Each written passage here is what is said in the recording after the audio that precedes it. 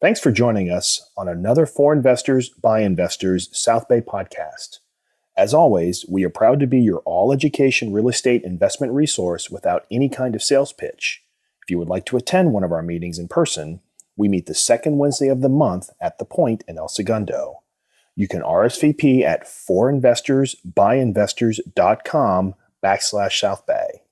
To find more investment resources such as blogs and podcasts from other FIBI groups, go to forinvestorsbyinvestors.com and search our library. Now, on to the podcast. We always try to come out the gate in January with an interesting topic. Last year at this point, January 1st was the day that recreational marijuana sales became legal in California. So last year in January, we did a panel on the green opportunity. So this year, the green opportunity is the opportunity zone, right? So we've already coined opportunity as being the buzzword for 2019. We've called that already. But as you guys are about to hear tonight, this is a major tax play that's part of the tax code. Just like last year in January, we were here literally 4 days, or, maybe 5 or 6 days after January the 1st. And there was a major law that had changed that day. And even the panelists were like, look, this is still a lot of uncharted territory. And I think what you're going to kind of get tonight is the people that are getting started in this right now are the mavericks, right? Those are the people that are somewhat flying without a net. And they're hoping that, there's going to be a lot of regulation that gets formalized here. Just today, there was supposed to be a major IRS meeting to where they're going to go through and look at some of these rules, and they were going to, hopefully start cementing some of the code in place. But due to the government shutdown, they postponed the meeting indefinitely. So we're still looking at a bit of a gray area here. And I think it's important, for everything that we do here at FIBI, this is meant to be a conversation about real estate investing. This is not meant to be legal advice, tax advice, investment advice. We've got some people up here. Actually, we do have an attorney here, and we do have a licensed CPA here. Well, actually, technically, we have 2, maybe 1.5. Matt's a part-time CPA. We certainly, hopefully, you're going to get a lot of really good information tonight on what's happening. As Matt mentioned, we do have some sponsors, so we do want to thank some of our sponsors for sponsoring us. Spira Woodward is a local attorney firm. I don't think anyone's here from the group, but they do a lot of real estate law. They're based down in Redondo Beach on Torrance Boulevard. UDirect IRA, Jeff's not here. No. So UDirect IRA is a self-directed IRA company. So if you have any interest in using your IRA to invest in real estate, there's some information on the back about them. The Note Assistance Program is Jennifer. Hello, Jennifer. So if you have some interest in investing in notes, talk to Jennifer after the meeting. There's actually a note lab coming up in February that I went to that I thought was really valuable that they put on education. So, anybody's interested in actually learning about notes, it's a valuable thing to go to for sure. So Jennifer has the info if you guys want it. Yep. Walker Dunlop is a commercial lender, and knowing Andrew, he'll probably be here right when the bar tab opens. So if you've got some interest in that, after we're done here, we have the patio reserved at North Italia, which is just on the other side of the courtyard. So please don't, when everyone ends here, don't run to your car and leave. You're missing out on the best part of FIBI, which is the networking. So we buy the food, you buy your own drinks, but come network with people over at North Italia when we're done. Civic is a lender. There we go. Yeah. So we've got they're a local. Actually, you're kind of a West Coast brand, but we've got a local rep here. So if you're looking for some interest on hard money, either on single family or multifamily, right? Go talk to those guys. Like 15 states too. So yeah, about 15, mostly on the West Coast, but not just here in California, all over the West Coast. New Western is a company that does wholesale on steroids. So they've got some information back there if you're looking for property, single family and some multifamily. And then, of course, Keller Williams gives us this great room for free. So we always like to thank them for allowing us to use the space. As Matt mentioned, Jeff Walkner, where are you? There he is. So we have our newest chapter is FIBI West Side. Their first meeting is January the 30th. Jeff, anything about your group you want to talk about real quick? So very similar to this group, except our focus is on the passive investor. So our first meeting, we meet at the DoubleTree Hotel in Culver City, right where the 90 and the 405 freeways meet. There is an optional no host dinner with the speakers beforehand. So you come, we all eat dinner together, you order what you want, you pay yourself, and if you come to the dinner, you get free parking at the hotel. And of course, you get to ask questions to the speakers, and then we go into the ballroom and have our meeting, and then we do networking afterwards at the bar of the hotel, similar to what we do here in El Segundo. Way to be original, Jeff. You just copied everything we did. Same time, right? What time? 6, and then the meeting is at like 7:30. So dinner at 6, meeting at 7:30. Everything is up on Meetup. So obviously you got to our meeting here because of Meetup. Just do a search for FIBI, West Side or Culver City, and you'll find the information on the January 30th meeting. And also on Christina's meetings as well. And, we also, if you're new to FIBI, we have a chapter, and Matt runs one in Long Beach and Cerritos. We have a chapter down in Orange County. We've got a chapter out in Coachella Valley. We've got one in Bakersfield. And then who am I missing? And then we've got a new chapter that actually we're opening up in Kansas City. So we've got we're starting to expand beyond California as well. Our meeting for next month, which I think just went up today, we're doing a panel that's called Big Profits Based Off of Short-Term Rentals. Who here has heard of Airbnb? Okay, good. So, and actually one of our panelists, Kyle Mealy back there, Kyle, raise your hand. Kyle is one of our panelists for next month, which always warms our heart when we've got panelists that are sitting out in the audience. But it's going to be a great meeting. We actually did this topic last year and had a great crowd, got a lot of great feedback for it. So we're doing it again this year. We're very close to booking someone from Airbnb to be a part of that meeting. So that should be a great perspective to kind of hear their point of view on where they see the market going, and with all the local market regulations. And the gentleman that we're talking to is actively dealing with local communities on how to somehow find a responsible way for them to do their business. So I think with that, we're going to go ahead and launch into it. We've got a really exciting panel tonight, like we always like to do. We like to kind of get 3 different perspectives on the same topic. So, why don't you guys start off, give a 3 to 5 minute introduction on who you are and talk about what you do on a daily basis and how you're touching the opportunity zone. Peter, why don't you go first? Yeah. Okay, I'll start. My name is Peter McNeil. I run a tax practice locally. I'm also an investment advisor. So I deal with my tax clients to help them save money. And then I also deal with my clients to help them invest in the best ways. And basically, I think this is a great opportunity. I'll be talking more about the tax aspects as we go along. But that in a nutshell is my practice. Keith? I asked someone that I know about, being on this panel, and they were like, look, I appreciate you asking me, but the guy you need to ask is Peter McNeil. And when the first time I called Peter's like, I have thrown myself into the opportunity zone. So, and I can't tell you how much it's restrained him to not walk you through a PowerPoint presentation tonight. He really wanted to do that, but I said, no, we're unplugged. But Peter's got a lot of great information tonight. So, and Peter actually recommended Keith come on the panel as well. So Keith, please introduce yourself. Thank you. Keith Hall, I'm with KBS. I don't know if you guys are familiar with KBS. You'll see our name on buildings, but we are a national owner-operator of mostly office, but pretty much all asset classes. We manage 6 public non-traded REITs. We have 1 public REIT in Singapore. It adds up to about $11.4 billion in assets under management. We have about 100,000 investors that we've raised through our retail broker-dealer, which is how I met Peter. And our focus this year has been, opportunity zones and Delaware statutory trusts, which are a 1031 type product, DSTs. And we've been waiting for the tax code to actually change so they work. So we'll talk more about that as this panel goes on. Awesome. Thank you. And then Peter also recommended Catherine. Catherine, how do you know Peter? That's funny. Peter is my husband. So I'm also an attorney. at the law firm of Jeffer, Mangels, Butler, and Mitchell, which is based in Century City, and we have offices in San Francisco and Orange County as well.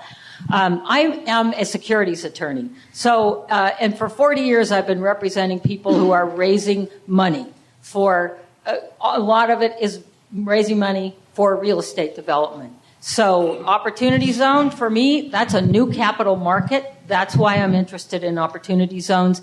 What I do is help developers put their documents together, form them in the correct way so that they meet the regulations, and help them go out, and I don't help them find the investors, but assist with what they need to do in order to find the investors.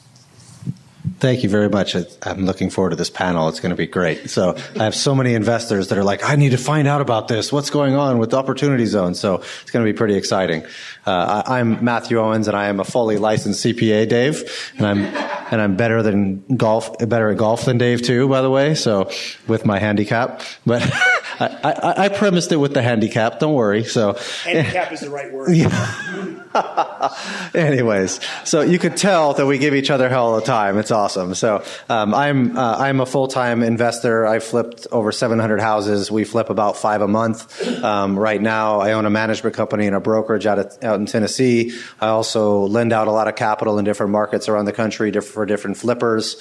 We have about $10 million lent out right now, and we're in the process of putting a $20 million debt fund together. I do a lot of value-add multifamilies as well, where we buy them, renovate them, and then either flip them or hold them long term, and then we do some short-term rentals and help run FIBI. So it's a lot of fun, and I'm sorry guys, but accounting is horrible compared to investing in real estate. Unless you're focused on the opportunity zones, that you're like looking at these new ideas of strategies to help a lot of people. It's really interesting, especially if you couple them with the DSTs, so it adds that much more value to those things that add, that are tough for 1031 exchange investors quite a bit. So. And my name is David Coe. I am a local agent here at Keller Williams Beach Cities. I got a team. Actually, Lewis, where'd Lewis go? Lewis was here a while back. So our focus is single family, some smaller multifamily. We cater to investors. So if you guys are investing in single family, we'd love to meet you. Find us after the meeting. I'm also a partner in a development project out in North Hollywood. And about halfway through our process of getting ready to build, we found out that 10 of our lots were in an opportunity zone. So I became very interested in opportunity zone about 3 months ago. And I was like, hey, I should slap together a panel. And we just found some hacks off the street to come be a part of a panel here. So, no, we're really excited. Again, this is a great panel to open up the year. And I think we're all getting a lot of great information tonight.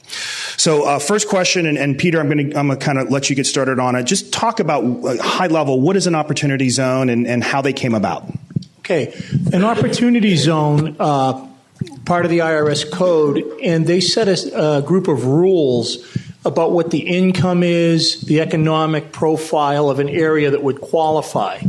Then the law let the governors decide under those parameters what zones they wanted to create.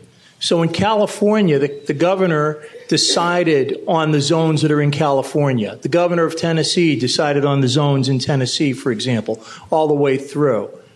Now, that's what they did, and this was designed to encourage development and growth inside of these economically disadvantaged zones, quote unquote. The one thing, though, this was based upon the 2010 census. So a lot of areas that were economically disadvantaged, like Brooklyn, New York, is now gentrified, and that's an opportunity zone.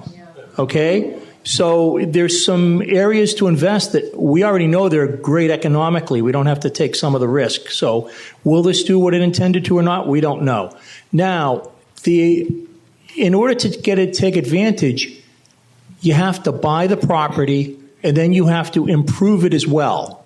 So if you buy a property for $1 million, you got to improve it by $1 million. Now, there's a caveat. Land and building, you only got to improve by the building value.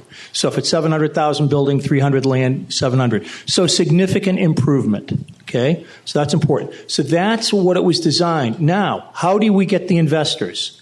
The important thing for you guys, you may be the investors or you'll be the developers, I don't know.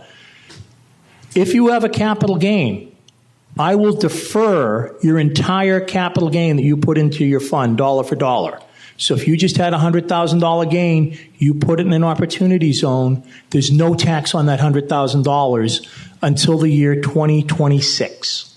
A big deferral. And if you hold it that whole period, we've got other step-ups, so only 85% of the original tax will be due then, assuming tax rates don't change. The other thing, and at first I said, okay, this is nice, but for my really sophisticated investors, this is the big item. Whatever I put into the opportunity zone, any gain on that initial investment, if I hold it for 10 years, totally tax-free. It's not uncommon for something to triple in value after 10 years. So if you invest $100,000, it becomes worth $300,000, you'll have a $200,000 gain. That's $200,000 tax-free. Okay? 1031 is only deferral. Here you're getting something tax-free. We'll talk later about advantages and disadvantages between this and 1031 exchange. That is the big deal. And we're going to talk more in detail later in the night, but those are the big bullet points to take away about how this works. So Keith, I know your company is looking well beyond California. These things were created to help spur development in these underprivileged areas. When you guys are looking at different areas, and like Peter mentioned, there's some areas out there that aren't very underprivileged but are opportunity zones. What kind of things are you guys looking for in a project? What kind of areas are you looking at for your projects? I'm going to give you a very long answer to that, okay? Because if you look at projects, and I was telling the story before we started to one of the people here in the audience. In about March of this year, I got a call from a broker on a multifamily project in Phoenix, Arizona. So I'm looking at it, and you look at does the real estate work? So I'm looking at the numbers, and I said, you know what? You're just overpriced. What you're trying to build costs too much where market rents don't make sense on a development yield. It doesn't work. And then while we're chatting, I plug in the address into the Arizona Opportunity Zone map, and it's in an opportunity zone. I said, oh, well, wait a minute. Did you realize you're in an opportunity zone? His answer was, what's that? Okay. It's one thing if your development yield pre-tax doesn't work, but when you look at that same yield post-tax, all of a sudden it starts to make sense. He had no idea at the time. And if you look at offerings, and I probably get 500 offerings a day from the whole brokerage world, if you look at it, most of them, everything looks good on paper. That's some good deal flow there, man. Right, but very few of them said in March, opportunity zone investment, on the front brochure. Now, if there's a deal, everybody's woken up to it. So you're finding those who didn't know quickly know, and they've quickly marked up those assets because now it's an opportunity to sell the dream instead of build it and take the risk. So what's going to be difficult going forward, there's 1,000 groups or more out there seeing the same opportunity, thinking, oh, we're going to go raise money, this is going to be the holy grail, we're going to invest it. And the problem is everybody's going to overpay because there's going to be too much money. Because if you think about the last 10-year economic run, 1031s, DSTs were great, for a deferral for real estate, but there was no 1031 for stocks, bonds, artwork, bitcoins, name every other asset class, and now there is. So there's going to be and now after a long run, you're going to find investors, especially over this past few weeks, watching the stock market drop as much as it did, start to panic and want to take chips off the table and reinvest it somewhere. Well, here is going to be their opportunity. The problem is, they're going to be making a tax decision and not an investment decision. And that's a big mistake. The real estate has to work first. So most of these funds, the big ones, the institutional guys are all looking at Brooklyn. There's actually surprisingly an opportunity zone in New York City, which is just beyond me. But they're looking at major cities and major markets. Well, all the capital is going to chase it. So what I'm looking for, secondary markets and tertiary markets, where not only do you buy things that make economic sense, but the cities are getting much more involved in helping. There's no timing issues because they want to get it done. I'm looking at a deal in Montrose, Colorado, where the city will pay 20% of the vertical development costs. That's how badly they want the investment in their town. So you've got to look at market by market to make your decision, and you've got to worry first that it makes real estate economic sense, and then make the tax decision, not the other way around. So, Catherine, I mean, you've been setting some of these things up. Like, what is it about an opportunity zone fund? Like, what is it? Like, how what's it comprised of? Who can start it? What does that look like? Okay. So, an opportunity zone fund is either a partnership or a corporation. It's got to be one of those two things. And it could be set up by anyone. And any third party, any person, any individual can set up one of these funds. And all you have to do is file a form declaring to the IRS, this is an opportunity zone fund. We intend to comply with the requirements to be an opportunity zone fund. And those requirements are that you have to have the intention of making an investment in qualified opportunity zone property, and that intention has to be fulfilled within a period of at least 31 months from the date that you first put your capital in. You have to have a written business plan as well as a written schedule for how you're going to deploy the funds. Interestingly, you do not have to actually identify the property that you're going to develop or buy as of the date you make your election. As long as you fulfill the 31-month deployment criteria, at least for now, there are no regulations that say when you're required to identify the property. So when you're forming an opportunity zone fund, as long as the individuals who are qualified to receive the tax benefit invest in the opportunity fund within 180 days of the date of their gain, they met that requirement. Now it's up to the opportunity fund itself to meet the 31-month requirements that I've just discussed. So I'll stop there. So what you're saying then is they put their money into this fund that's created already within 180 days, and a bunch of investors can invest together in it's basically a syndication license with the SEC and things like that, just like a normal syndication is. And then after they put their money in, you have 31 months from the date the first person put their funds in, or is there multiple people coming in and putting their funds into? I would assume there's multiple investors, right. And then when does the date start? You said it's 31 months from when they put their money in, or from when the sale happened for that particular investor? From when they put the capital in, that's the 31-month start period. Yeah. Now, there may be some regulations that further refine this, but as of now, that's what we know. And by the way, this fund doesn't have to be owned by a lot of people. It doesn't have to be syndicated. Mm-hmm. It has to be, if it's a partnership, it has to be at least 2 people. Okay. Because that's required to get to be. So you could do one yourself or something like that if you have enough capital. Okay. An individual can do this on their own if they want to. That's pretty amazing, because if you think about the requirements for a typical 1031 exchange and how short of a time period it is, you have a distressed buyer situation because if you have major time there. So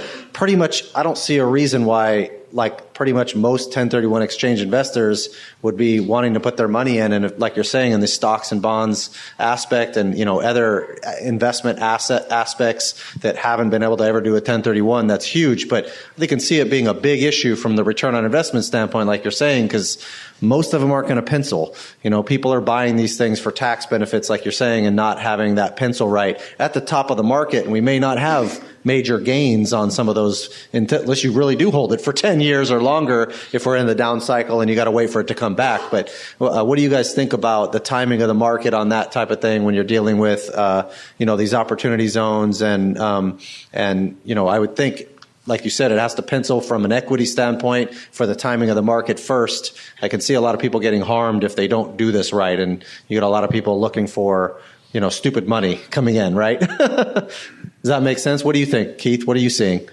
Well, again, if you overpay up front for the property and you've got 10 years of a hold and you expect certain growth, but if you're digging yourself out of a hole to start with because you overpaid on the asset, what price does it end up being 10 years from now? Who knows? Right. What you don't want to do is end up paying the tax, having zero gain, because what you've done is you've put money that's not at work to work, earning a 0% return for the benefit of 7 years of deferral and a 50% step up in basis. You got to run the math on all of it.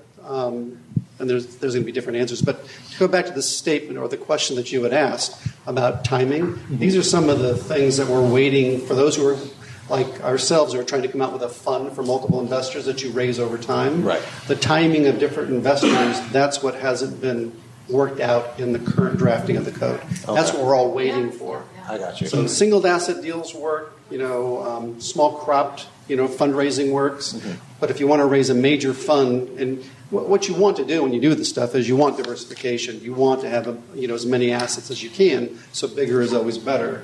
But they haven't worked out the timing to make it all work yet. And Peter, do you know this from a tax standpoint? If they go put their money into the fund and can't find an asset, is it just automatically then 1031? It's taxable then if they can't find their asset in an opportunity zone, and they put their money in the fund initially and check the box, saying they're going to do this. It's just become taxable. Yeah, you'll just wind up paying the tax at that time.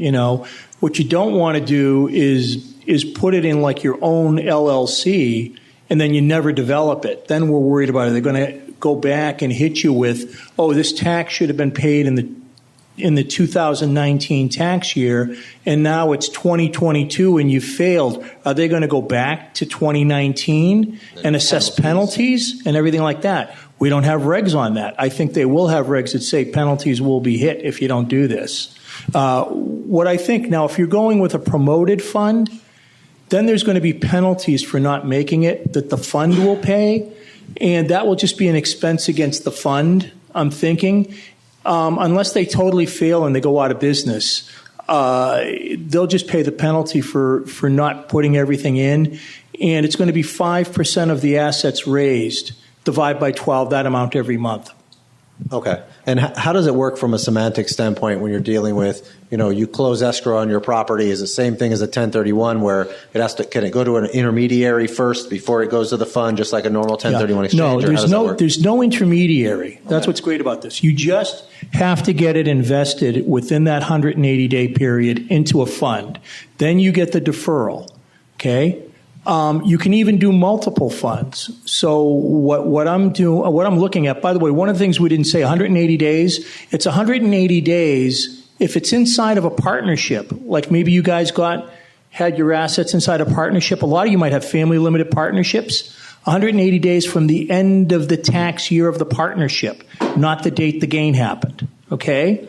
So you got 180 days, you put it in, you get the deferral. We don't have to report that income. I'm going to show it on the tax return, capital gain, less exclusion, code section 1400Z.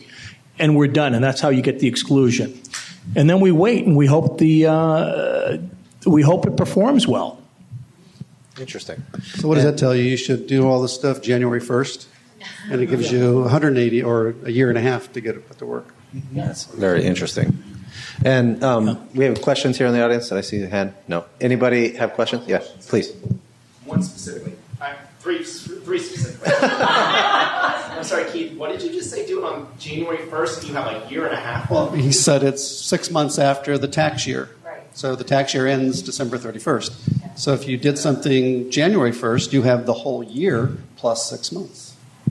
To identify the fund that you want to invest in. That's question number one. Question number two was for Catherine. Okay. I'm sorry. Does the timing of when you take the money out of the market and then put it in the fund, does that have to coincide? Do you have to take it out of if I took the money out in September, and before it was even a fund invented, and then my brother and I invented a fund today, can we put the money in and then declare retroactively that's part of this fund, that was meant for this fund, so there's no taxes on that? Yeah, and it's not retroactive. It's like when you realize your gain, that's the day that the 180-day clock starts. Gotcha. You got 180 days to decide, where am I going to put this? Am I going to form my own fund? Am I going to put it in someone else's fund? It doesn't matter. Okay, and then the third question is for Peter. This is the biggie. So, 2010 census. The next census is in 2020. If they then say, well, it's not an opportunity zone anymore, that's not a downtrodden area, is it retroactively going to be excluded from? No. Okay. Add 5 years to 2020. 2025, you have till 2025 to invest in that zone. the old zone that got killed. After 2025, you got to use the zones that were created from the 2020 census. But that will mean that we probably see increases in costs in those zones that we know are going to get killed because they'll probably already be. They're probably already up right now. I mean, for the most part. The ones that got killed is Brooklyn Central. Maybe. I have a question. So I bought a property earlier this year, April, and it's in an opportunity zone. Can I, so I have not filed my tax return yet, right? Could I indicate that it's an opportunity zone investment, even though back then the intention when we raised cash, it's a syndicated investment, by the way. And can we still characterize this as an opportunity zone fund? Can I, get a vote amongst investors? Is everyone on board to do this for that purchase in April 2015? I mean, theoretically, it would be possible, but the only people who are eligible to qualify for these tax benefits are those who invest their capital gains. So if you have investors that they didn't invest capital gains, they have zero benefit. So I don't know that it would work in that scenario just because it's not going to help them. Let me answer it differently and see if you disagree with me. You already bought the property. The fund has to buy the property. So if you set up the fund after you bought it, you can't then deposit it because you're not can't deposit your own asset. A newly formed LLC. Yeah. So you're asking if that LLC can become an opportunity zone fund. The answer is yes, it could, but what about your investors? Yeah. Everyone has to be on board. Yeah. Okay, on the heels of that. Hang on. So, if I'm doing a 1031 exchange and I don't identify the property, I could move that money into DTS also, right?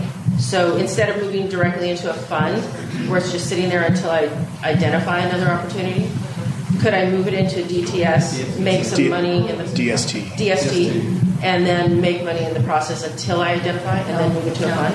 I don't know. No, the code specifically says you can't make two separate elections. So you'd be doing a 1031 election and a 1400 election, so that will fail. Pete, can you talk about the difference between a 1031 exchange and what an opportunity zone fund would look like? Sure. This is why I brought my cheat sheet here, and why I hope I can find my reading glasses real fast so that I can read off the cheat sheet. Okay. So I'm going to talk about advantages and disadvantages of both. Okay. A 1031 exchange has to be done real estate to real estate. Okay. So it's limited to only that. Whereas this can be any capital gain goes into the opportunity zone fund. Opportunity zones are not necessarily a real estate investment. You could be investing in a manufacturing company that's inside of a qualified opportunity zone. Okay? So let's go to a couple of these things. One of the advantages of a 1031 exchange, we have what's called swap till you drop, which means that every time you do an exchange, you defer the gain and you don't pay it. Upon your death, if you want this to go to your heirs, there's a full step up in basis. So you've never paid the tax at all. Okay? Opportunity zones, there's no step up in basis upon death. Okay?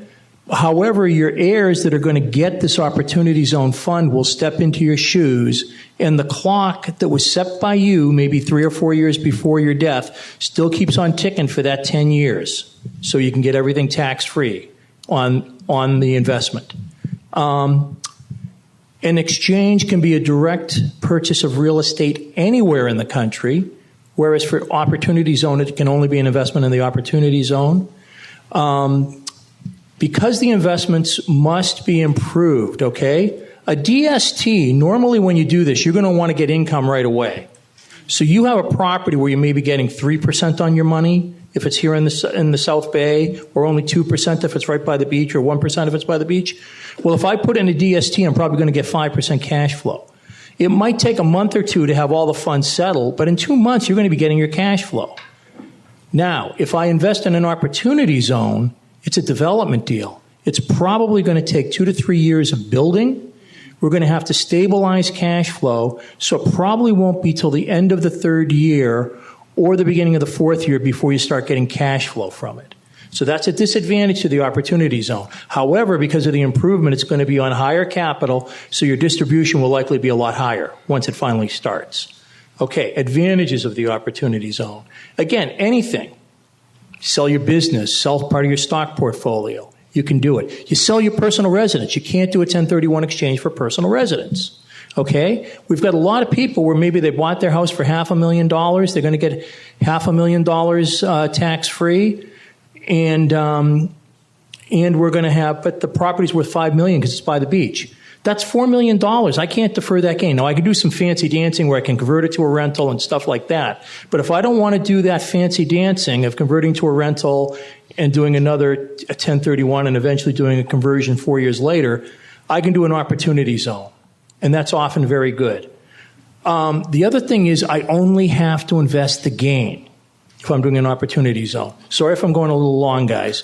But this gain, if I sell something for $1 million and I have only a $300,000 gain, I only have to put the $300,000 in and pocket the $700,000. Use it for whatever I want. 1031, I got to put the whole $1 million back in. Okay? Also, those of you who've ever done an exchange, the fastest 45 days in your life are those 45 days while you have to identify. Okay? If you blow your exchange, okay, this is great. We got the opportunity zone to save some of your taxes. Also, if you have a property inside of an LLC, the LLC or S corporation or whatever entity you have. By the way, never put real estate in an S corporation, ever. Okay. Then, and you've like say you're three brothers, you all own it. One brother wants to defer the tax into a 1031 exchange. The brother number 2 wants to pay for his daughter's wedding. Brother number 3 wants to pay to send his daughter to college, and both those other brothers want to pay the tax. They stop talking to each other at Thanksgiving every year. Because you got to do it. It's an all or nothing. You either do the exchange for the whole LLC or you don't. Now, there's ways around that, but it takes 2 years by doing a swap and drop, creating a tick. This way, if you have that family situation, okay, we sell the property, distribute all the cash. The brother who wanted to defer the tax, he can put it into the opportunity zone. That's a big explanation of it. I probably didn't explain 1031 in detail. I only explained the differences, positives and negatives of 1031 versus an opportunity zone. Awesome. Thank you. Question? Question for you. So on the example you said where you sell it for $1 million, it costs $700, you pocket $700, $300 goes to the opportunity zone. To use another example, you bought a property for $1 million 20 years ago, you sell it for $5 million, and you took the 4. Yeah. Put it in the opportunity zone. What about the depreciation recapture on the 20 years of depreciation? What happens to that? Depreciation recapture related to real estate is considered a capital gain for purposes of reinvesting. Okay, so if I had you're not going to have depreciation on a personal property, but on an income property, yeah, part of your capital gain is going to be the depreciation recapture. Now, if I sold something that's considered personal property, like I sold machinery and equipment, the depreciation recapture on that is not considered a capital gain, and that does not qualify to go into the opportunity zone. Okay, I guess I'm still a little lost. So on the original $1 million investment, whatever your equipment was worth $400,000, you're depreciating that over 27 and a half years, you sold it. That comes back, and you have to pay tax on that if you took the profit and put it into the gain into the opportunity? Yeah, if you did that, even the depreciation recapture is avoided. If it's from income-producing real estate. Now, by the way, I said personal residence versus commercial property. Remember, there's no depreciation on your personal residence. Yeah, go ahead. Question on, do you distinguish between the capital gains invested to purchase the property versus the additional money needed to do the improvements? Or can it be all the same, or can it be different? It's all the same. Everything you invest in the opportunity fund that goes towards the qualified property is counted towards your deferral. Yeah, Nate. Can you include any soft costs towards that 100% expenditure, such as architecture fees, even loan costs, things like that?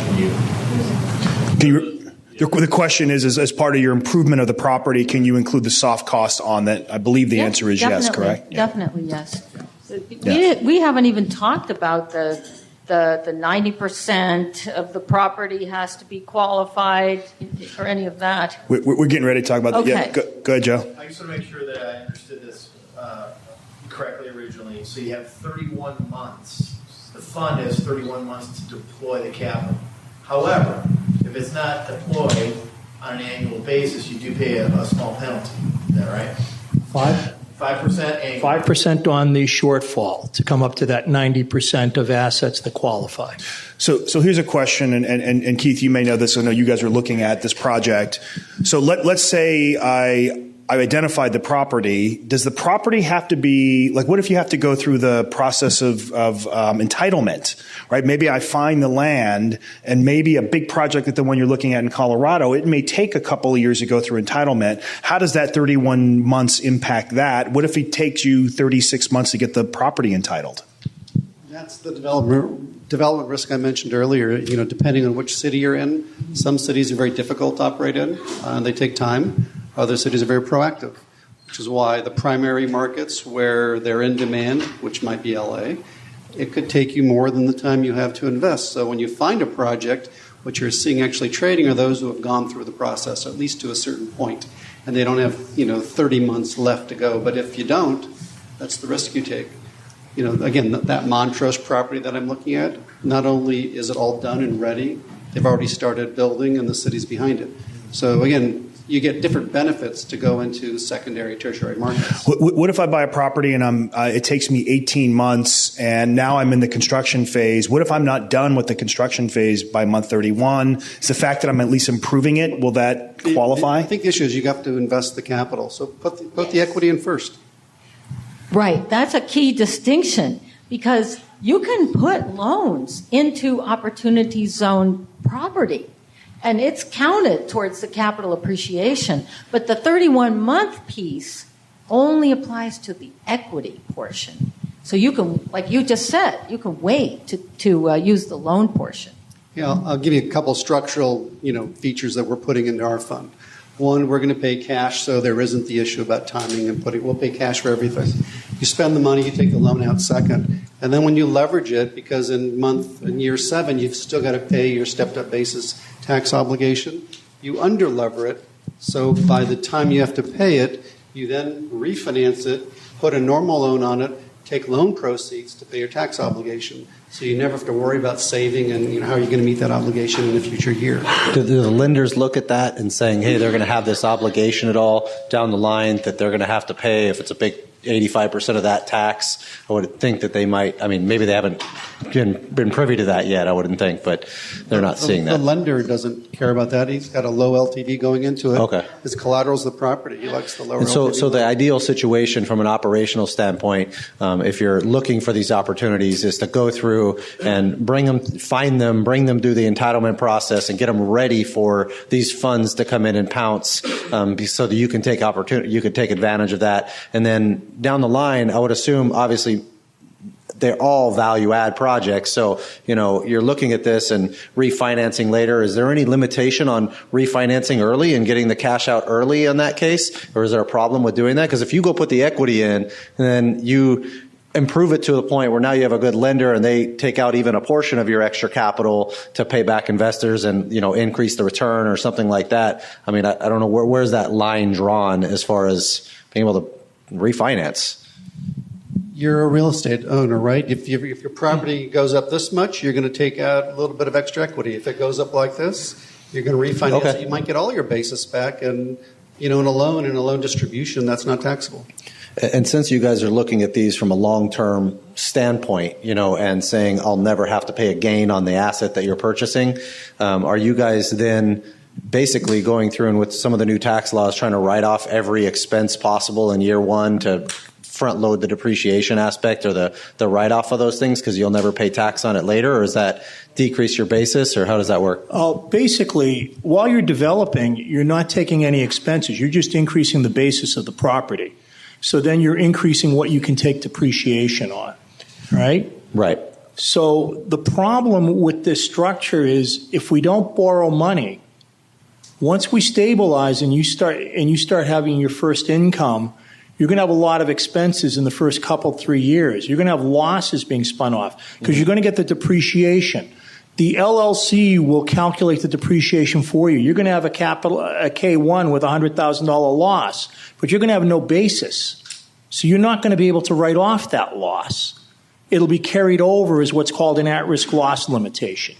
So you want to be careful of that. So what a lot of the people will be doing, they'll be borrowing money because the qualified non-recourse debt adds to your basis. Now I'm going to be able to get a deduction for the depreciation that you would have, and provided I've got enough basis, I can take that deduction.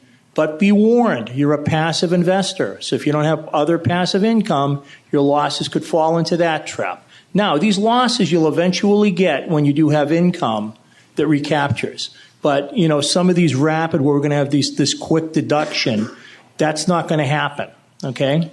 So you're saying like the cost seg strategy wouldn't work on these types of investments where you buy the building, do a cost segregation to write off a bunch of stuff, and then now anything under $2,500, for the new tax laws is non-capitalizable if you're able to separate some of those minor items. Obviously, if it's not improving the useful life, if you're doing a full rebuild, it's harder to say that it's not improving the useful life, right? But could you not do a cost segregation and then write off those items in year one or in the first couple of years or the first 5 and front load that and then write off a big chunk of the depreciation or the actual improvements as well in year one as an expense because that individual item might be under $2,500 or, because pretty much like every window is $250, right? If you're doing that same type of analysis up front when you're buying the building and then also on the construction and being meticulous in your detail there, would that be of a benefit? I would think. Okay, you as the promoter will know how much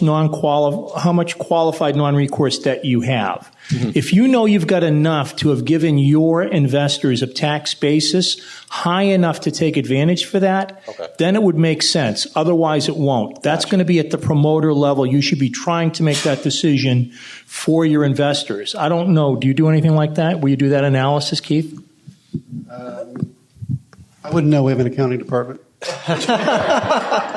Nice. Well, you have a good accounting department. I've talked with them. Okay, yeah.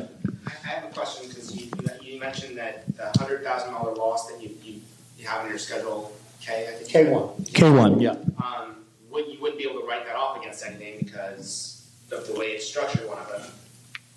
Normally, would you be able to write that off against any other income that you make or whatnot? Up to $25,000 if you're not a. No. Wait. No. We got to talk about at-risk versus passive loss. Got you. If you never took the qualified non-recourse debt, you won't have any basis.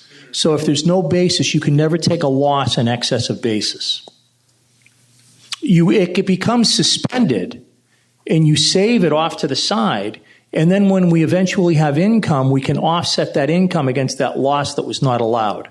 But you can't offset it against something outside of the No, you cannot. Even if and that's the question. You made that's because of the passivity of the investment. No, it has nothing to do with passivity. It has to do with basis rules. There's a limitation on the passive losses, and there's also a limitation on the basis as well as what he's saying, basically saying that you have to have basis to take the loss in the first place. And then this is getting overly technical, and I'm worried we're losing the rest of the group. I can talk to you about this after the fact. I assume it's not of that much interest to some of the other people. That's right. A really fundamental question.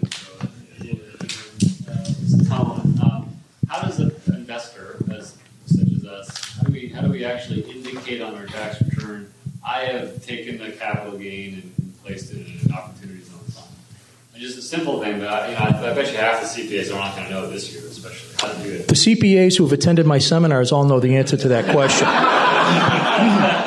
It's you just write it on Form 8949, which is the form where you put the detail that goes to your Schedule D, and you then just say code section 1400Z, and you put a code Z in the explanation box. That's all. It's real simple. Yeah, Kyle. Requirements for ongoing business concerns with non-real estate assets, you also have to put in 100% of the value in improving the business asset in this case. Yeah, Catherine, that's a good one for you. Yes. Yeah, you do. The same rules apply no matter what type of asset you put the money into. And the rule on that is it's either original use to the fund.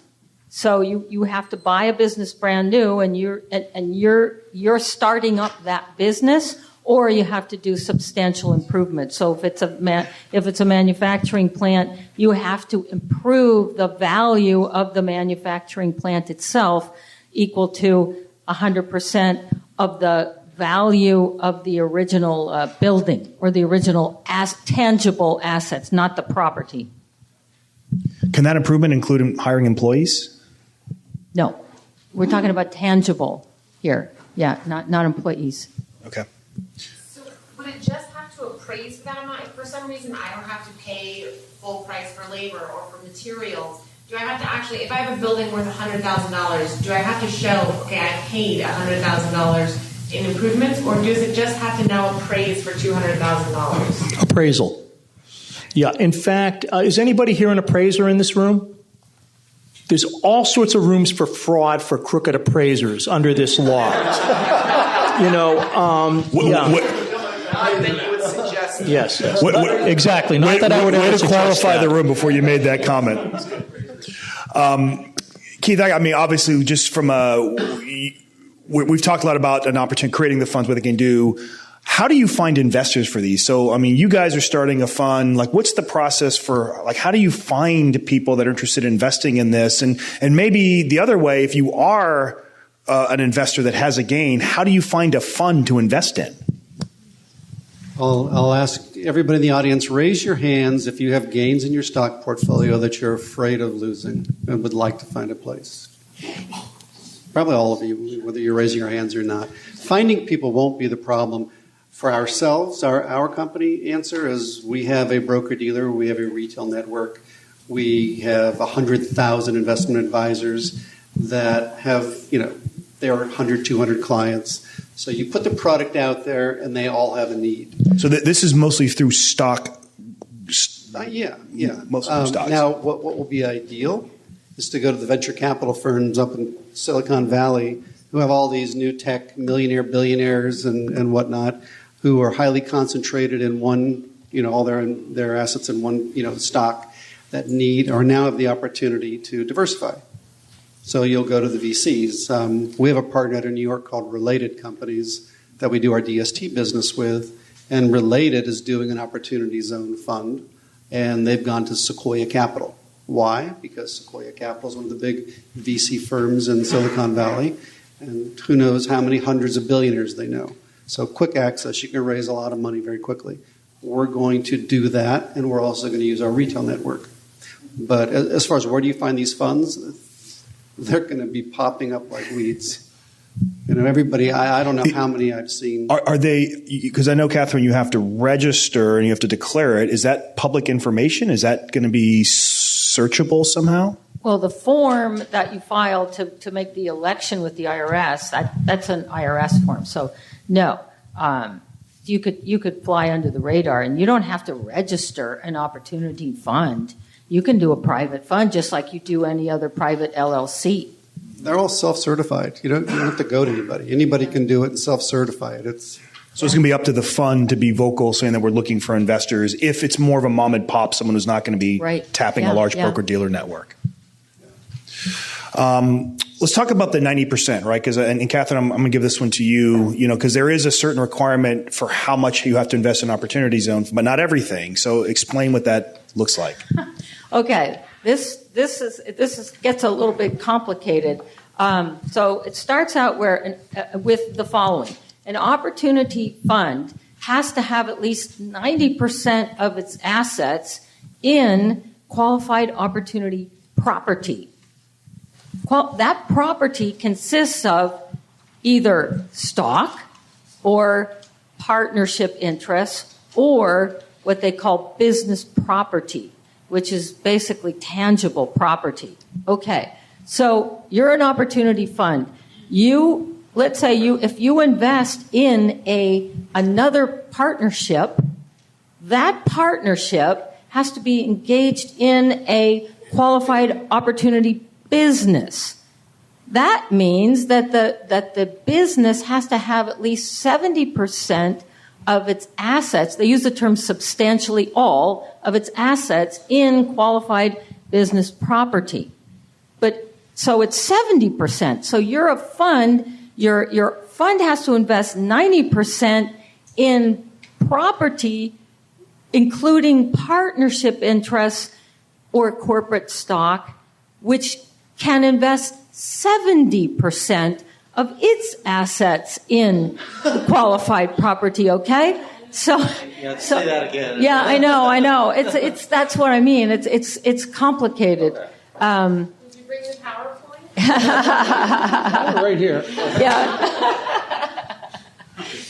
Yeah. So when you're setting up a qualified opportunity fund, those are the numbers that you have to keep in mind. You've got to have 90% invested in the property that qualifies. The property itself can be either stock or partnership interest or tangible property. By the way, if the fund invests in just tangible property, that's 90%. They got to invest 90% in tangible property that is qualified. So those are the differences. But effectively, if you use that 90% invest in a fund that's 70% invested, what you really have is 63% of the total assets invested in qualified opportunity business property. So you can invest in other things, is what that means. More questions? So it means it doesn't have to be real property. Is that Does not have to be real property. Right. Question about. So if you're investing in stock in an opportunity zone, does the company then have to be in an opportunity? Yes. Now the company has to be. Yeah. The fund itself doesn't have to be. The company that you invest in has to be in a qualified opportunity business. And business means, one, substantially all of its assets have to be in an opportunity zone. That means 70%. There's some other rules that apply too, such as 50% of the income of the business has to be from the qualified opportunity zone. I won't get into all these details. That actually may help a lot, later on, if we can get an email of what this looks like, because what it sounds like is that if I have an opportunity zone business and it's investing in real estate that is in an opportunity zone, and I have an office that I own a commercial building in, and it's my business, and that business is in that my office is in an opportunity zone, then you're saying my business can then qualify to sell as an opportunity zone opportunity, as well as the the asset. If I have all these other assets in these different ways, well, there's it's interesting. more. Okay, there's a further complication to all this. We touched on it slightly, but it's this: in order for the business to qualify, it has to be a new business, or it has to be substantially improved. Okay. Yeah. So, can you guys all believe this is the type of pillow talk we have at night?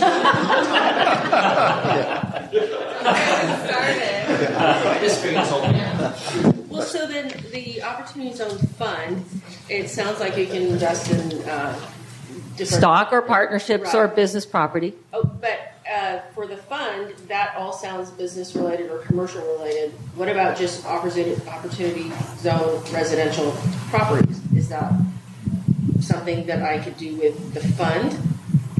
Well, it's got to be a business. It has to be an active business.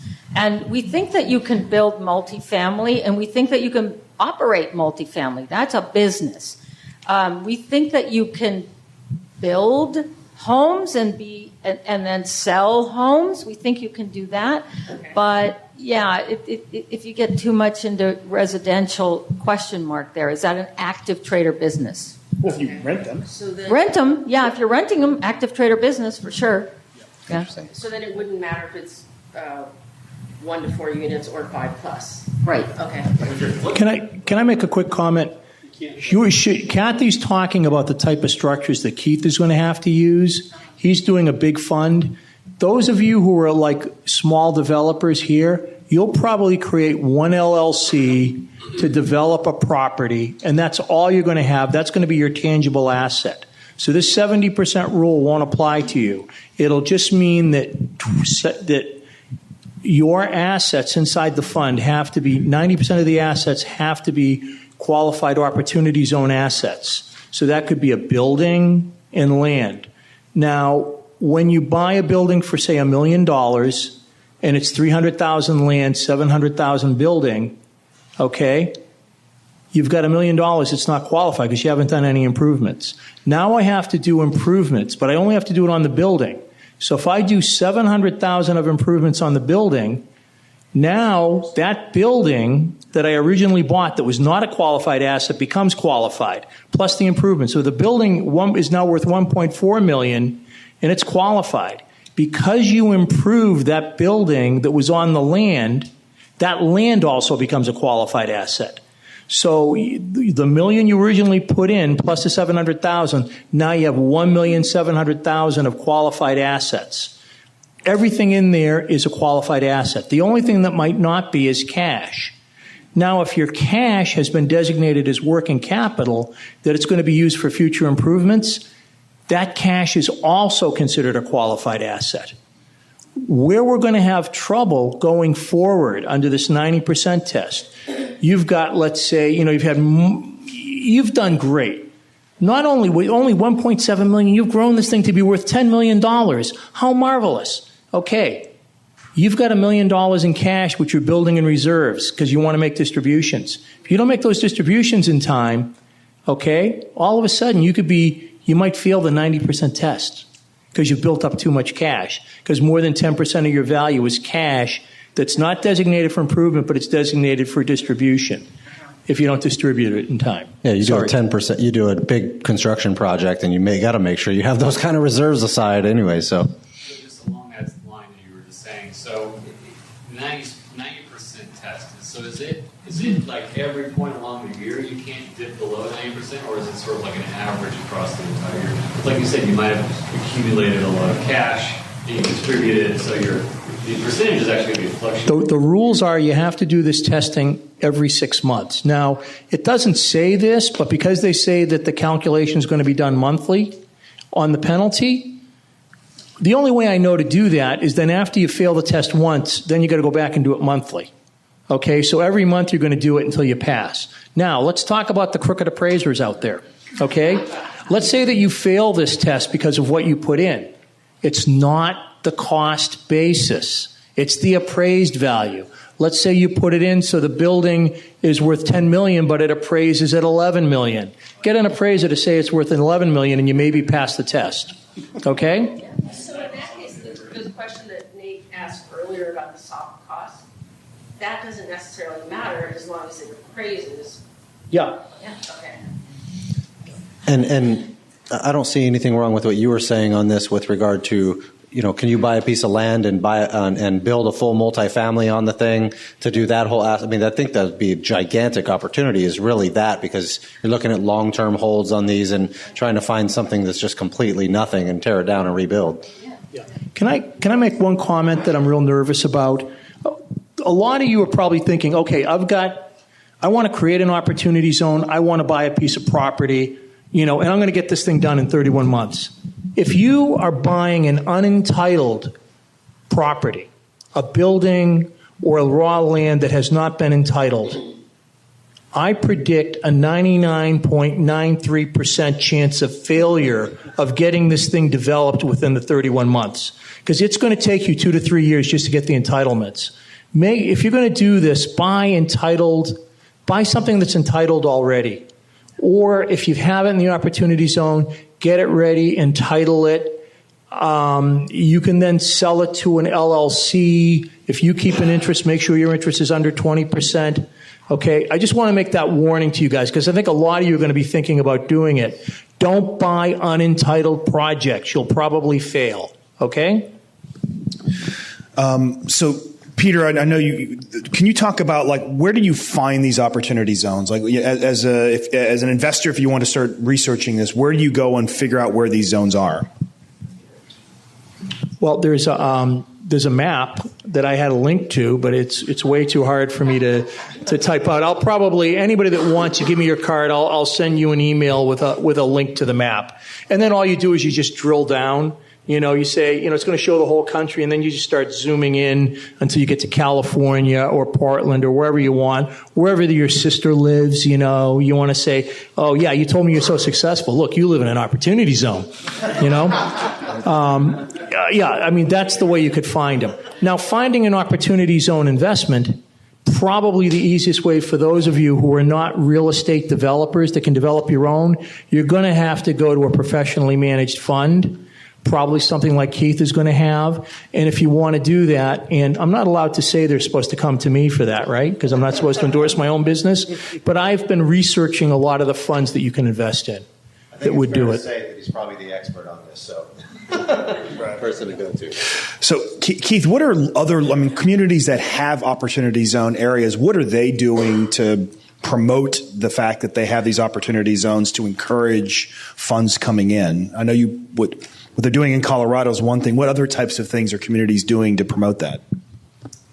Well, every state, there's one big giant map you can go to, but if you're looking for a specific state, every state also has their own map. So each state is put together and they market the fact that they've got these opportunity zones. And again, they're shocking areas, like you say, Brooklyn or New York, Oakland, Koreatown here in LA is a great opportunity for you, the guys that are local. North Hollywood, great opportunity. But, every city is going to take a different approach to it. Again, I'm going to use the Montrose one every time I answer because it's ridiculous what they're doing. When you go and look at how much they've spent in advertising, not locally, nationally, because their goal is to bring businesses in, to bring jobs for employment, and then to build the workforce housing to go along with it.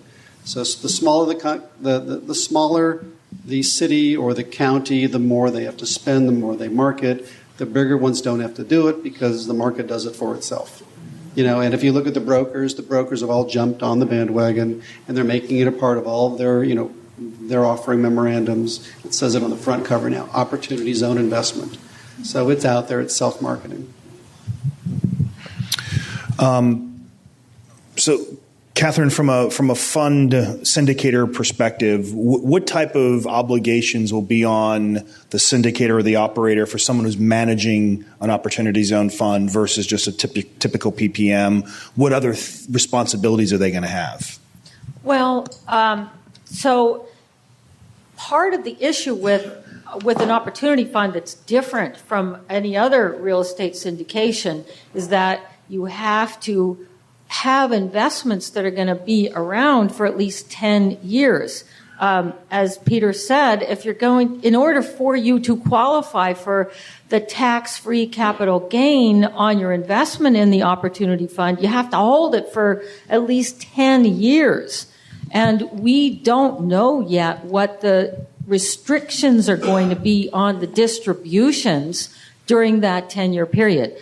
Fine, the income distributions are okay, but we really don't know what, if any, distributions of proceeds, of sales or refinancing. You mentioned it at one point about, potentially a distribution of loan proceeds. I don't know if we're going to be able to do that, at least yet. The regulations haven't said anything. So as the sponsor of the Opportunity Fund, and you guys are probably thinking about this too. It's like, well, how are we going to hold on to this money for 10 years? How is it going to work for our investors? Maybe you could, I'd be interested to hear what you have to say about that. Well, again, we have not come out with our fund yet because there's all these unanswered questions. You can think through, why would they not allow you to refinance real estate and make that distribution? Because they do it everywhere else. Are they going to change it here? I doubt it. 99% sure they don't. But what if they do? That's certainly a risk. And if that's the case, you'll change the way you make your investment. You won't refinance it, and somebody who's got that tax obligation that they finally have to pay in year 7 is going to come out of pocket. There'll be some other way we'll figure out how to make the distribution. But again, these are all the unanswered questions from an investor standpoint, which is why we've delayed in actually launching ours. It's just there are too many unanswered questions. Peter, in a 1031 exchange, is there? I don't know if is there a typical limit or a amount of time you would want to let pass before you refinance and pull proceeds out on a typical 1031, so the IRS doesn't look at it funny, or is there an issue with that on a normal 1031? Well, this is outside of this. Right. You're supposed to match the debt from the property you gave up to the property you purchased. In general, if I go 2 years later, I'm totally safe because the IRS says de facto, but it's based upon intent or needs. Okay, so 1031, if I refinance 30 days later, that's going to be looked upon that I took boot out, and it's going to be a taxable event. So we've got to be careful with that. I generally advise do it at least into the next tax period so we don't raise a red flag. I prefer to see it be at least 13 months. And if I want absolute safety, I'm going to say 2 years. The law is not written well. It says intent as opposed to what you're doing. Now, if you go on Facebook and you said, oh, I just did this exchange and I found out I can get money out just by taking a loan, 60 days later, and a savvy IRS or state of California agent looks at that in your audit, you're toast. You're going to be paying tax on that boot because intent is the issue. And do are you hearing anything as far as limitations like that may affect refinances on opportunity zone type? It's a totally different issue. I don't have the matching of debt issue in 1031 exchanges like I do in the opportunity zones. Okay. So I think the biggest risk for Keith is that the capital markets freeze just before he wants to do this refinance. Not through anything Keith does wrong, but something that Donald Trump or one of his people behind him does, or somebody on the Democratic side, whatever bad politician you can think of that causes the capital markets to freeze inappropriately. What'll be interesting is if they allow you to refinance early. Because if you pay all cash for the land and then you get a construction loan to build it, what do you think the first payment is on a construction loan? The land payment. So you could instantly get your money back in the form of debt, not have it held hostage in the property, take that money and go do something else with it while the project continues to build out. And I think that's a risk with pretty much every commercial project right now is interest rate risk. And, it may not be the capital markets freeze like last time, where everything stopped. But, it may be rates are just too high and the economics don't make sense on the refinance or, any of those types of things could happen. And, with financing right now, you're seeing a lot of it at, 5-year rates or 5-year terms and, 7 years if you're lucky right now, it seems like, unless you're doing real big stuff that you get better financing terms. But, getting 10-year even terms is real hard when banks don't want to take the interest rate risk right now, depending on how big a size the asset is, of course, and what kind of loans you're getting. But are you guys seeing anything right now coming down the pike? Like, what changes do you guys see already that may be coming law in the near future or down the line that they may adjust with regard to this? Are you guys hearing any chatter or anything that's happening right now? It's a tough question, but well, we know that there's a lot of interest groups that have submitted comments to the IRS. For example, the Real Estate Roundtable submitted a 10-page comment letter. It was last month. And there are other groups who've done the same thing. So our hope is that they look at those and because they have an interest in promoting this, that they do adopt some of the proposals that these groups have put forward. Interesting. Question 8. No, it's no problem. Keep asking. What if you declare you're going to do an opportunity zone? So you buy a property in an opportunity zone, you declare in the IRS on your tax form that year, you take your capital gain, you avoid the tax, and then 2 years later you realize you need to sell the property for whatever reason, some emergency or something. What is like the penalty or the risk there that you take if you do sell it early? Well, there is a reinvestment provision, but it's not well spelled out. So it looks as if you could take the money from the sale and reinvest it in another opportunity zone property. But we don't have the details yet for how that would work. Well, I think you were talking more about you invested and then 2 years later you got to sell the property. Yeah, at that point, remember, we deferred the capital gain. At that point in time, whatever money you take out is fully taxable. So it's taxable for the capital gain 2 years ago. Yeah, but it's taxable, or no, whatever you sold it for. I think Right. Peter touched on it earlier. We don't know yet if they look back and charge you the penalty because you should have paid it. But for sure, you got to pay it. You know, you got no step up because the first step up is in year 5 at 10%. You didn't even make that. I'm saying it would only be the thing, assuming you did all the improvements and you passed the 90% test, and then you sold it 2 years later.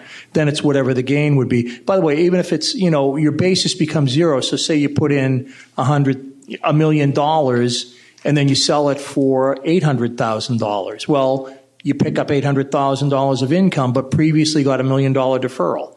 Okay, so you know that you didn't pick up, so you're picking up 800 instead of $1 million, and that loss is buried in it. You know.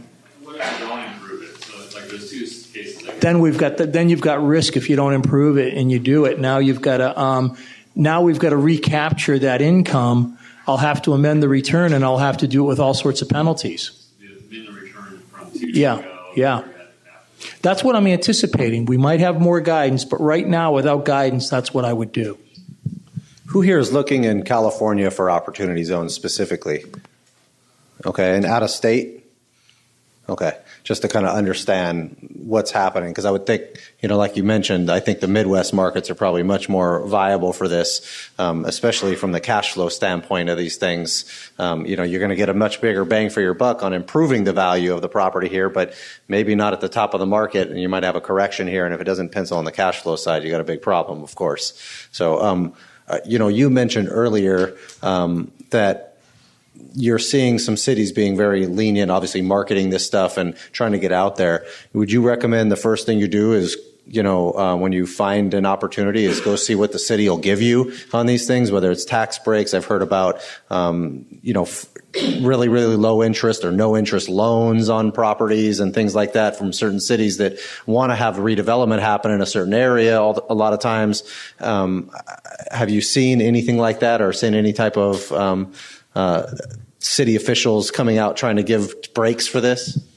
My experience for 25 years has been you go to the city and it's not what you get from them, it's what they continue to take from you. Okay. So when I went to Montrose 2 weeks ago or 3 weeks ago and I met with the city and it was completely the opposite, I'm like, well, hell, what do they tell you? Keep asking until they say no. They never stop saying no.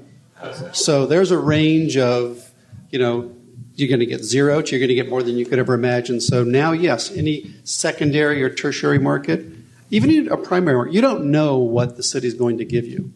And if they want development to come to these areas, they're going to have to participate, whether it's getting committed to shorter turnaround time on, you know, submission of plans and re-entitlements, or the city of Montrose. And here's an example. You know, the answer to every question I asked was yes. So I thought, okay, I'm going to push this and really see how far. I go, all right, what is Montrose rated as a city? So we're AAA. And what I'm going at is, you know, cities, counties, they issue municipal bonds, and it's based on their rating. I said, well, how much debt do you have out to be AAA? You said, there's only 20,000 people in Montrose. She goes, zero. Okay, that's why you're AAA. So do you issue $1? Can you issue 50 million? Can you issue 100 million? I don't know. I go, well, you know, you're still Montrose, Colorado. You've got 20,000 people.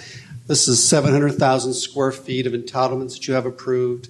You're willing to write a check for $50 million that you're going to pay for 20% of the infrastructure cost you're going to give to this development, not lend you, but you're going to give. No large commercial bank is going to make a $100 million loan in Montrose, Colorado. Could we access your ability to issue municipal bonds? She goes, I think we can do that. The answer to the question was always positive. It's either yes, or that was probably the one that was most subject. Let me find out. So it's shocking what some communities will offer you, which is why I'd rather be in the Midwest, you know, and a lot of, you know, major market cities. You're just another guy chasing the same dollar that you're going to pay, you know, a tax decision price for, not a real estate return price for. You're building a multifamily project there with mixed use? Is that It's mixed use. It's multifamily. It's manufacturing. So there's only 20,000 heads. What are you doing? What do you mean? There's only 20,000 population. Why are you doing that? Because the multifamily works. There's no workforce. Montrose is the airport that flies into Telluride. Telluride's very expensive. So there's no workforce housing. So the 300 units of multifamily, easy. In fact, they've already got purchase contracts for both. They hadn't completely finished signing them, and I said, stop. Because these deals are easy. The hard stuff is convincing some company to move their manufacturing facilities to Montrose. Well, for that, you let the developer take the risk. You take the 2 hotel properties, you take the assisted living, because there isn't any in Montrose. So only need like 30 people over 75. You'll find that in a population of 20,000. You take the workforce housing, and then you go to the city. That was another question. Are there any city departments that you can rehouse in some of the commercial space that you've entitled? They said, yes, we can move the police department there. Again, the questions just kept coming back, yes. The risk part of it, you don't. But is the idea that your project is going to enable growth in the community? Yes. Okay. Yes. And I would think, a lot of the community redevelopment things that I've seen in a lot of these Midwest markets, you get some real rural, not rural areas, but like lower end type areas that are, very crime ridden and things like that. Obviously the governors chose these in the regentrification areas, like you mentioned, but a lot of these areas are really low end. And I've seen new housing going up and new stuff going in, but the element not leaving and things like that in some of these areas, just because the city wants to push that doesn't necessarily mean that the population is going to move, out of those types of areas. So it's definitely a risk from that perspective. And I'd love to just touch really quickly on, some of the major tax changes we're seeing this year, because we're talking about the tax benefits associated with opportunity zones. The biggest challenge you're seeing from a real estate investor standpoint when they're trying to develop any kind of multifamily or big project like this, and what major things to look out for. And then same thing on the syndication side. What are the big mistakes you're seeing people make on the syndication side, and what are the primary issues that people need to, and hoops they need to jump through? So I'd love to start. Peter, can you just kind of touch on some of the big major changes, or what's your thoughts on? In terms of real estate, there's not much new. I don't know if you realize there was a new law passed that 20% of taxable income could be a deduction, but it had to be against real trade or business income. And about a month and a half ago, we all got excited thinking that rental property was going to get this, but be limited to 2.5% of the depreciable assets out there. Well, a new set of regulations just came out about a week ago and totally quashed it for real estate. Unless you're doing something where the real estate's truly a trade or business, like you're living on the property, you're managing it, and you're doing work day to day, and you've got no other business, you're not going to get this 20% deduction. So as an investor, you're probably going to lose it, okay? So that's the only thing we're seeing, but that basically puts us back to where we were before, okay?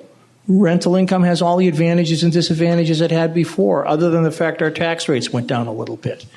I'm not seeing a lot really happen with the new tax laws in terms of the real estate side.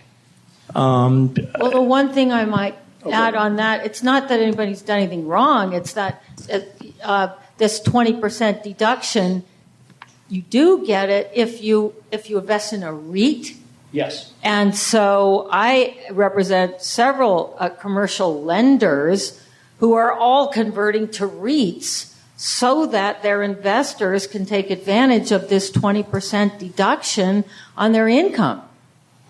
Interesting. Yeah. Right. Now, if you're a syndicator and you've got maybe 30 or 40 investors, you potentially could convert to be a REIT, but you got to, 100 people? You have to have 100? You have to have 100 investors in a REIT, but that's easy. You can just hire a company that will go out and sell 100 investments. Basically, they sell it for $1,000. You pay 12% on that $1,000 per year and a little bit of a fee to administer it, but that's it. Yeah. So it is possible to convert your syndication to a REIT, but remember, there's the additional cost if you don't have 100 investors. You got to pay like a firm like that, and that could be enough cost that might change your overall profit percentage to not be so great. But if you are a full-time real estate investor and it's your primary income source and you're acting as a trade in business, obviously there's so many different strategies that I have, for example, a holding entity with a bunch of stuff in it, a flip entity, and lending entity, and all this stuff all related to real estate. Obviously, each one of those. But you're not spending enough time in any one of them to be your fundamental pure trader business, I think you're going to get squashed. Well, I am You personally, but you personally. Yeah. It would have to be somebody who's doing a small hotel. That's going to qualify. Somebody who's got a 20-unit apartment building, they live in the apartment building, and they're managing the building all day long. They're doing all their own repairs.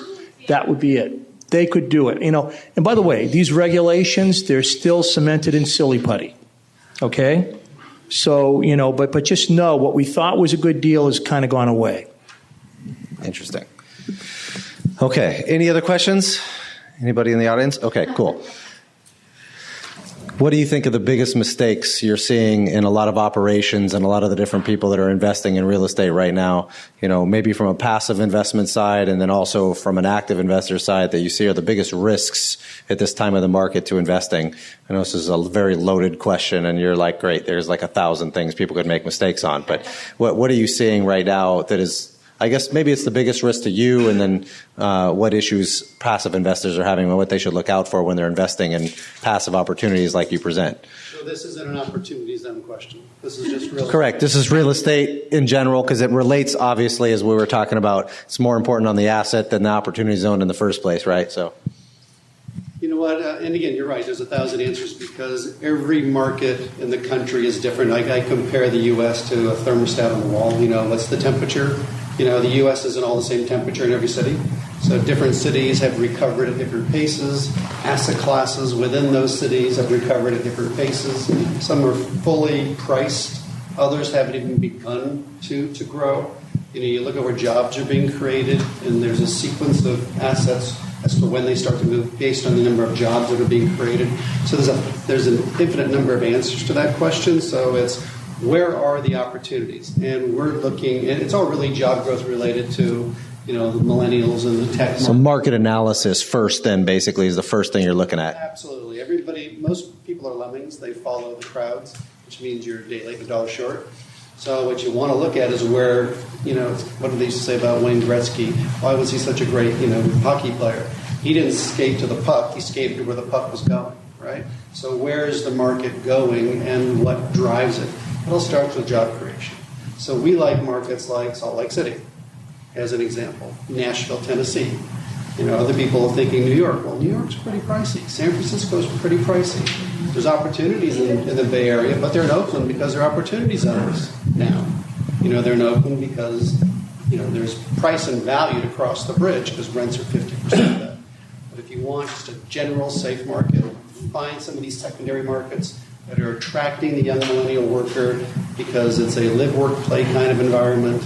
And, again, the big mistake that's being made is people are following the old traditional markets that are priced out. Yeah, it's the numbers first. And a lot of these Midwest markets, you get a much higher cap rate on your dollar figure. You can improve. You don't get the bang for your buck on the improvement dollar because, you go improve something that has, you increase rents by $500 a month in California and your value of your building goes up much more. But, the cash flow isn't as good on your cost basis compared to these Midwest markets where you're literally going through and improving for the cash flow specifically, not necessarily you want that built-in equity, but also for that cash flow. What is your thoughts, Catherine, as far as, some of the biggest mistakes you see new syndicators and, operators trying to do on, the syndication side or capital raising side when they're looking at these opportunities? Well, okay. First of all, I would say, what you were talking about, I would definitely agree with. But on the syndicator side, the biggest, I would say what do they do wrong? Where are they going to find their investors? This is a big problem. People, they have these big plans to build these projects. It's quite difficult to find the investors. And one of the issues that I face a lot with my clients is they say, well, can I just pay people to bring investors to me? Can I pay them finder's fees? And the answer is no, you're not legally allowed to pay finder's fees to introduce you to investors if you are a syndicator, unless they are a registered broker-dealer. And there are penalties that apply not only to the person you pay the money to, but that apply to you as the syndicator. And one of those is the fact that investors have a right to rescind their investment under California law if they were sold an investment by a person who's an unregistered broker-dealer. So I always tell people to be extremely careful about that, and that, of course, makes it harder for them to find investors. So. Cool. All right, we're going to go ahead and end it here. So first of all, let me get a big round of applause for our panel here.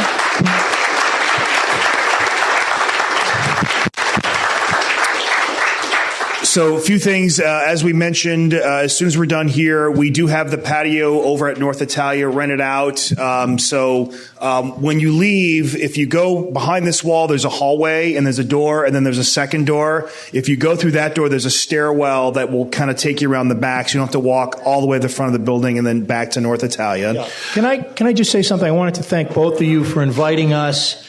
And this has been a very good panel for me for another reason. You don't realize you've got two world-class people here, okay? Kathy, internationally raising money in China, international raising of money in this. Keith personally oversees $3.5 billion in funds that he manages. His company is $11 billion. This guy is known throughout the whole country, actually internationally as well, with your China investments. These are people that we were lucky to get them on our panel. You know, these large conventions where they're charging you $200 and $300 a person to attend. These are the types of things they normally speak at. So you guys are very lucky to have them be able to be here. And I feel honored that they both agreed to speak on a panel that I was first invited to speak on. Okay? So thank you guys.